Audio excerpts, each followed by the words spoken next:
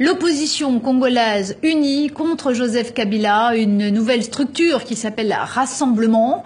Les opposants de la République démocratique du Congo s'étaient donné rendez-vous à Bruxelles pendant 2 jours autour d'Etienne Tshisekedi.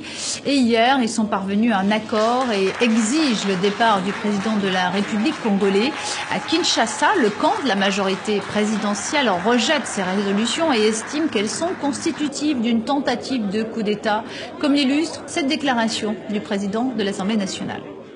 La majorité présidentielle rejette toutes les résolutions adoptées par ce conclave comme constitutives d'une tentative de coup d'État. La majorité présidentielle félicite particulièrement la société civile qui, mue par l'esprit patriotique et de fierté nationale, s'est refusée à prendre part à un complot contre la nation. 20 ans. On en vient à cette grande réunion de l'opposition congolaise. Elle s'est réunie près de Bruxelles. Premier renseignement, elle s'unit derrière un homme, l'opposant historique Etienne Tshisekedi. Deuxième annonce, elle exige le départ du président Kabila à la fin de son mandat.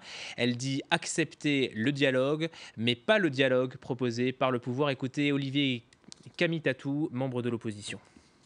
Le dialogue de Joseph Kabila, nous disons non, parce que c'est simplement un instrument pour le glissement, se perpétuer, rester au pouvoir éternellement, tandis que la résolution 2277 est très précise. Les actions seront engagées dans le cadre du respect de la Constitution et les délais constitutionnels pour les élections doivent être respectés.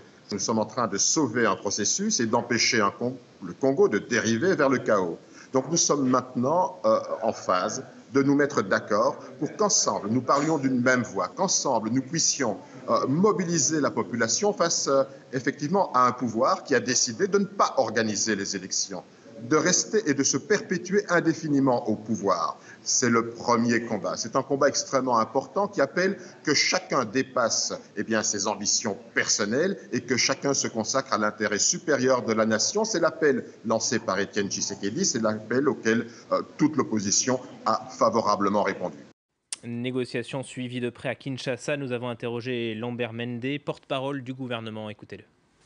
Nous avons constaté que dans les conclusions, on a plus parlé d'individus que de la nation.